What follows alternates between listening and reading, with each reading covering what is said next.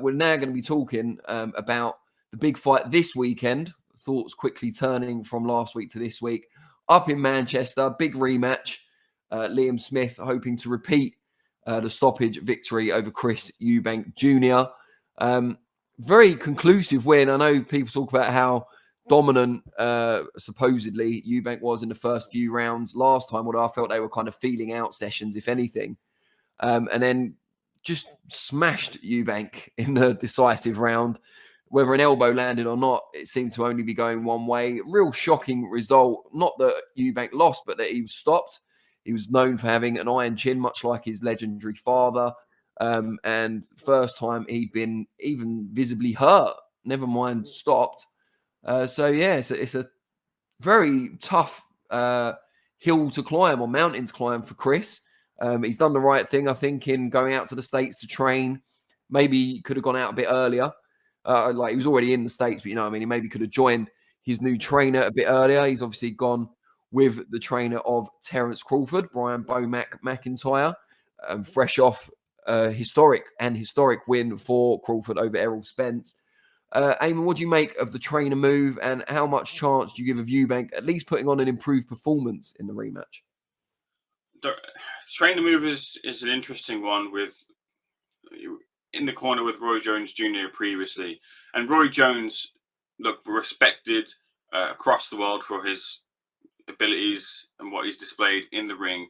Outside the ring as a coach, still for a lot of people to prove kind of his worth there. So whereas Brian McIntyre, Terence Crawford, look, can't really say too much against the work he's done with Terence Crawford. But again, with him as well too, outside of Terence Crawford, and he'd done a good job with Jamel Herring. I remember when he was drafted into the Amir Khan camp, and I didn't really see much of a difference in Amir Khan of previous. Of course, Amir Khan was at the end of his tenure as a fighter, but I didn't see much reflection on what Bomac had put into, or how Bomac had changed Amir Khan in any sort of way heading into his fight with Kell Brook.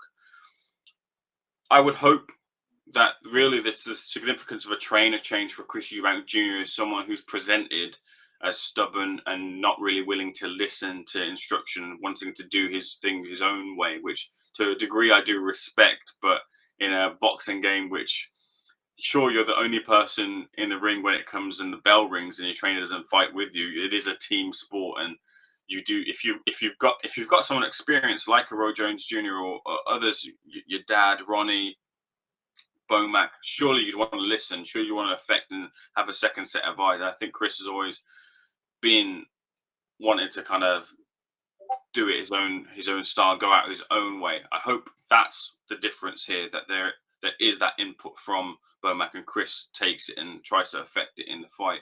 Does he stand a chance? Sure. But a lot for me depends on what Chris has left. And I know there was some controversy surrounding the weight cut he did for the Conor Benn fight, and whether that took something out of him. I would tend to believe with my bro science here, but more so from what I know and listen to the UFC side of things. Sure, their weight cuts and things are a lot more dramatic and a lot more dangerous than what we see in the UK or in boxing in general. But I would imagine that would take that out of you having to do that and then not fighting, or just doing that in general. Surely that would take something out of your body. And I think that's the question that remains for me, is what's left from Chris after those effects of many years of trying to make that weight.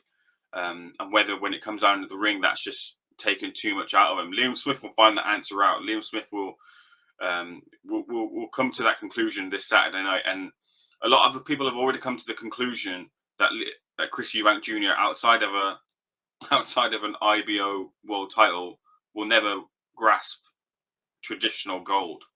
Can he kind of change the thinking for people? That's his perspective. That's what he plans to do. We'll see what happens on Saturday. Saying that Eubank needs to go back to his previous style, so front foot aggression, high work rate. I mean, it'll be a very entertaining fight if he does, because Liam Smith's not shy about throwing punches either. A lot of all action exchanges, body shots going in. I would look forward to watching that. Thunder Road says, fight competitive first 3 rounds, but Eubank got rocked in the 4th. Chris needs to fight differently. Smith cutting off the ring with Eubank on the back foot with his hands down again will not be in his favour. Super Sprinter 156. Oh no, they responded something in the chat. More Dubois chat. We'll leave that for now. Yeah, I mean, I was very surprised by the outcome of the first fight. Not because I necessarily thought Chris was going to win, but because I've never seen him so helpless before in the ring or even outside the ring. Just crazy finish. But a brilliant uppercut and followed it up. Good finisher, Liam Smith, and a world-class fighter. I don't think there's any doubt about that. Former world champion, still mixing it in good company. You know, had a good fight with Jamie Munguia. I think most people agree is world-class. So, yeah, I mean, he'll go into this second fight, I imagine, as the bookie's favourite, which he wasn't going into the first one. Eubank Jr., I think, has moved to a good trainer. Maybe he's left it too late. And there's always been this debate about how much Eubank Jr. listens to the man in his corner. We certainly don't think he listened very much when it was Ronnie Davis, who's still part of the team, I believe. Maybe with someone with the credentials, the reputation, and the personality, forceful personality, and rightly so, of Bomac, maybe he's the one who can finally crack the code and get the best out of Eubank Jr. Or maybe it's too late.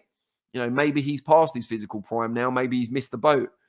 We will find out next week. And as Ayman alluded to there, Liam Smith is the man to tell us. Chris Eubank is so arrogant, he doesn't even listen to his dad. Says, I wasn't a G until I moved out of the hood. Yeah, that's a fair point. But then if your dad was Chris Eubank Sr., you might have a different perspective on things. We were talking about this the other day. I've got a bit of a frog in my throat now, so it's appropriate. I did an interview with Eubank Sr. at the gym down in Brighton before, and it's still on our YouTube channel, I think, so you should be able to find it. And he just went crazy at me because I coughed a few times during the interview. I had a throat infection at the time. And he said, this is terrible Eubank impression, but I have to say it in something approximating his voice. Do you realise what you've just done? And I said, no idea. And he said, you ballsed up the whole thing. And there might have been some swear words in there as well. And I had no idea what he was talking about. He was like, you keep coughing. I was like, mate, what do you want me to do? Like, I could have took the day off, but then no one would have done the interview. So that's right. I thought I was being a bit of a hero. You know, not all heroes wear capes, rocking up to work with a cough. And it wasn't appreciated by Eubank Sr., to say the least. But yeah, I thought I'd drop that little anecdote in there. But back to the fight. It's hard to predict with any confidence that Eubank Jr. can turn things around. Such was the destructive nature of the finish first time around. But it seems like by going to the States, by working with Bomac, and we'll see if he changes his style, but it seems like he's doing all the things people would suggest he does to get revenge. So let's wait and see if he can get it done. Bobby C says, who was that an impression of? I'm really not sure. I'll have to listen to it back. A couple of things, Danny, quickly. From a Liam Smith perspective, he beat Chris Eubank Jr. so resoundingly. Could he maybe have taken his eye off the ball? Could he have maybe started his camp a little bit later? Let's not forget as well the injury that scuppered the fight, the rematch in the first place. From what I'd heard from people within boxing is that type of injury is a real big problem for a fighter looking to continue their career as a back injury. And from back injuries, you can get progressively more problems in the surrounding area. So if they've not taken care of that injury properly, could that surface in the fight as well? Is that something Chris will try and look to target? Obviously not the back.